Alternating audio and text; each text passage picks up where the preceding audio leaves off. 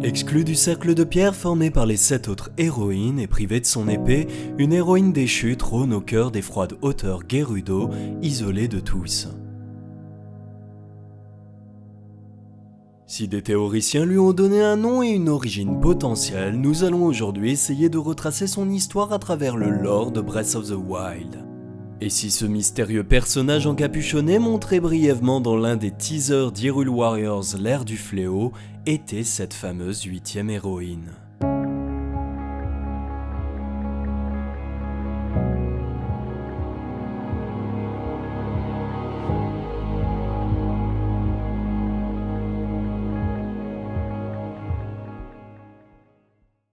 Cette héroïne Gerudo à l'origine 8, dont le culte est devenu si important pour ce peuple que la statue de la déesse Hylia reste quasiment à l'abandon dans une ruelle de la cité, les Gerudo l'ayant complètement délaissée. S'il est bien indiqué en langage Gerudo qu'il s'agit de sages, leur épée sur laquelle leurs deux paumes viennent se poser, une pose que Beterra a par exemple reprise, fait bien plus penser à des guerrières. Et si l'on ne connaît pas exactement l'époque à laquelle ces mystérieuses guerrières ont existé, on peut cependant présumer que les statues qui les représentent sont plus anciennes que les événements d'il y a 10 000 ans. Comme pour en attester, les moines Sheikah ayant conçu il y a plus de 10 000 ans les sanctuaires pour renforcer le héros, ont utilisé celle-ci comme énigme pour l'un d'entre eux. Suite à l'affrontement d'il y a 10 000 ans, aujourd'hui raconté par la légende et commençant à craindre le peuple Sheikah bien trop avancé à leur goût, la famille royale d'Hyrule aurait voulu mettre de côté leur technologie et les Sheikah auraient fini par se diviser en deux factions sous le coup de persécutions toujours plus violentes. Les Sheikah pacifiques d'un côté qui auraient accepté de perdre leur technologie et décidé de vivre paisiblement dans ce qui deviendra plus tard le village de Cocorico. Et ceux s'opposant fermement à la destruction de leur héritage et qui deviendront bien plus tard les Yiga, quittant les régions tempérées pour venir s'installer dans les hauteurs Gerudo. Le lieu dans lequel ils s'installèrent, d'anciennes ruines Gerudo, est aujourd'hui le seul vestige en Hyrule où les 8 héroïnes forment un cercle complet. Mais quel lien avec notre mystérieux personnage ? Outre l'emblème brodé sur le dos de sa tunique, son maquillage, reprenant ce fard à paupières rougeâtres caractéristique des Gerudo de Breath of the Wild, vient confirmer ses origines. Si ses yeux dorés, ses cheveux visiblement blancs peuvent semer le doute, les Gerudo de Breath of the Wild ayant des yeux verts et gardant l'éclat flamboyant de leur chevelure jusqu'à un âge avancé, les Gerudo d'Ocarina of Time ont quant à elles des yeux de la même couleur, et Twinrova, la mère adoptive de Ganondorf, nous a déjà prouvé que leurs cheveux pouvaient virer au blanc. Son bijou frontal, quant à lui, reprend exactement le même motif en or que celui d'Urbosa. Un bijou en or, métal particulièrement prisé par le peuple du désert et visible absolument partout dans la cité. La gemme de ce diadème arbore un motif original qui ne ressemble à rien de ce que l'on a déjà pu voir, excepté les yeux qui nous ont observés pendant tout notre périple dans le jeu. Les yeux de la rancœur. Des émanations de Ganon visibles partout à travers Hyrule et nous fixant de toute leur haine dès que l'on s'approche d'eux. Autre détail qui a son importance, son collier et son ceinturon d'or tranchant complètement avec le ton sombre de sa capuche. Des bijoux déjà visibles parmi ceux d'Urbosa et de Riju. Une distinction visiblement réservée aux personnes de pouvoir dans la culture Gerudo, à la manière du collier pectoral des pharaons égyptiens. Un détail qui confirmerait sa potentielle identité de 8e héroïne.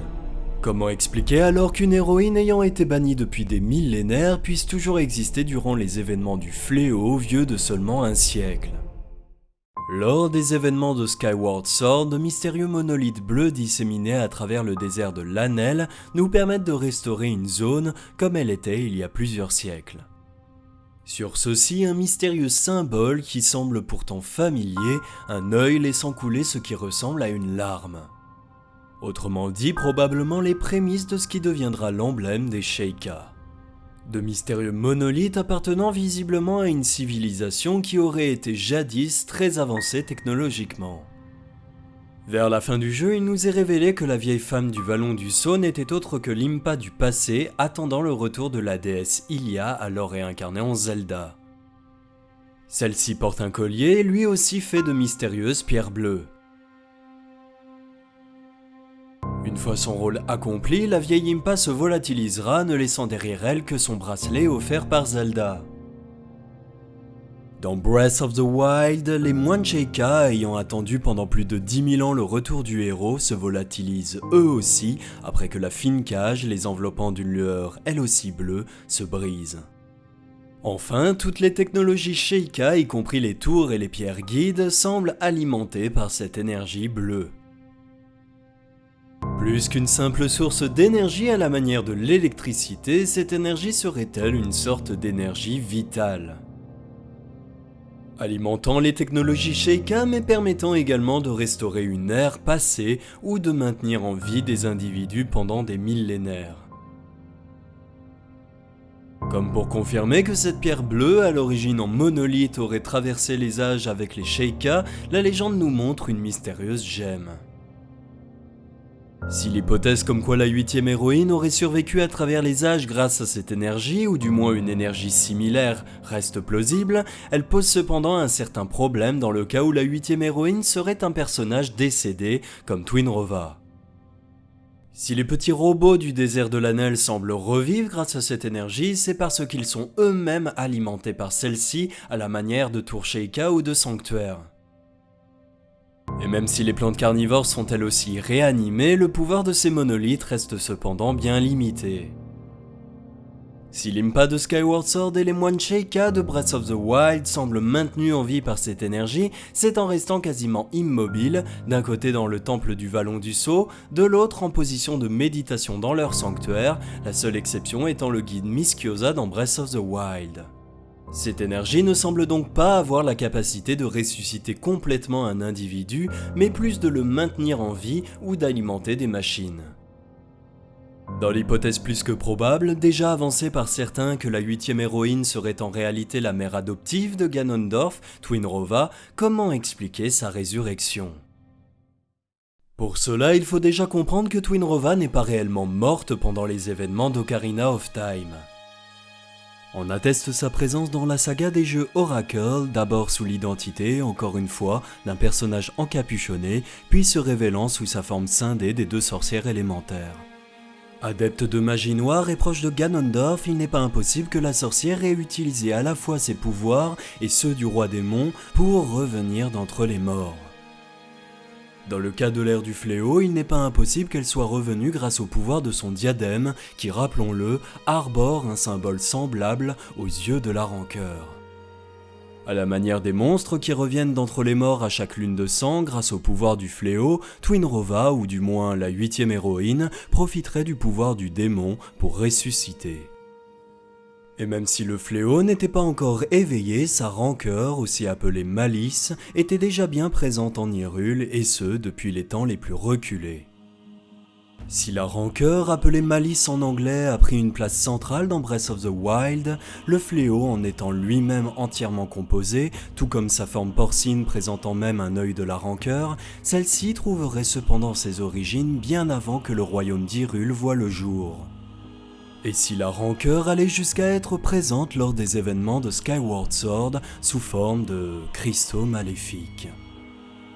Dans la version anglaise du jeu, la rancœur, ou en tout cas l'une de ses possibles formes, est bien citée dans la description de ces étranges cristaux. D'un éclat entre le rouge et le rose, ceci rappelle étrangement les teintes de la rancœur de Breath of the Wild, brillant du même éclat. Ces mystérieux cristaux de rancœur solidifiés semblent également propres aux créatures maléfiques ou zombifiées, comme les zombocoblins, les chauves-souris maléfiques ou encore les lézalphos sombres. Des êtres animés par la rancœur, ce qui n'est pas sans rappeler ces étranges crânes présents dans Breath of the Wild, émergeant directement de celle-ci. La grande caverne antique, temple emblématique de Skyward Sword, directement inspiré du bouddhisme et présentant un contraste plus que marqué entre sa partie supérieure et inférieure, nous réserve elle aussi quelques surprises.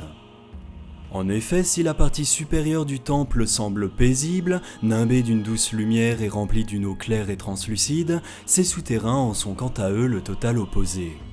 Ici, l'eau claire a laissé sa place à une substance sombre et inquiétante, et les monstres ont pris possession des lieux là où ils sont quasiment absents à la surface. Et cette substance d'un violet sombre rappelle encore une fois la rancœur. Comme pour confirmer que celle-ci a contaminé les lieux, les monstres qui protègent le coffre dans lequel se trouve la clé du boss, perdu au milieu d'un puits de lumière, sont des zombocoblins. Les mêmes monstres pouvant laisser échapper des cristaux maléfiques quand on vient à, cette fois-ci définitivement, les achever. Comme le symbole d'un lien entre le monde des vivants et des morts, un fil semblable au fil d'araignée du conte japonais de Kandata vient sauver Link de cet enfer. En quête d'une éventuelle rédemption et cherchant désespérément à revenir dans la partie supérieure du temple, autrement dit le monde des vivants, les zombocoblins essayent eux aussi de s'agripper au fil, leur seul salut. Outre ses 6 bras, symbole des 6 perfections du bouddhisme, le gardien du temple, Dai Loma, semble lui aussi animé par la même substance. Une substance qui, dans ce cas précis, viendrait de Ghirahim, serviteur de l'avatar du néant. Que ce soit dans Skyward Sword ou dans Breath of the Wild, la rancœur prendrait donc un malin plaisir à ressusciter les morts.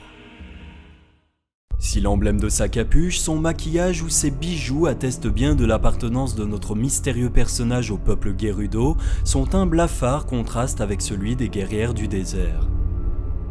La rancœur ramenant à la vie les monstres sous la forme de morts vivants, la pâleur de sa peau et ses traits visiblement creusés ne seraient en somme plus un problème.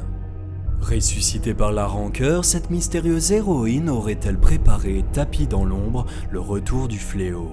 Les nombreuses résurrections de Ganon à travers les âges ont toujours été l'œuvre d'une ou de plusieurs personnes externes, que ce soit Twinrova et Veran dans Oracle of Ages, Yuga dans A Link Between Worlds, ou si l'on remonte jusqu'aux origines, Ghirahim dans Skyward Sword, même si dans ce cas précis Ganondorf n'existait pas encore. Si aujourd'hui le roi Gerudo a perdu toute ressemblance avec son peuple d'origine, n'étant plus qu'une créature difforme faite de rancœur, le peuple du désert garde encore les cicatrices de son passage, des cicatrices qui ne peuvent se refermer. Si ce peuple est aujourd'hui prospère, il garde encore, comme en attestent les paroles d'Urbosa, la honte et le déshonneur d'avoir vu naître parmi les siens celui qui deviendra la plus grande menace qu'Hyrule ait connue. Si la 8e héroïne a bel et bien pris part à l'une ou à plusieurs des résurrections de celui-ci, il n'est alors plus étonnant qu'elle ait subi le pire châtiment.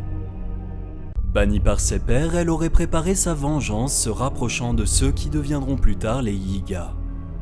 Et si les Yiga, tout comme le mystérieux artefact que l'on peut apercevoir flottant au-dessus de la paume de l'héroïne déchue, n'avaient pas été que de simples spectateurs dans la résurrection du fléau, mais les instigateurs de celle-ci.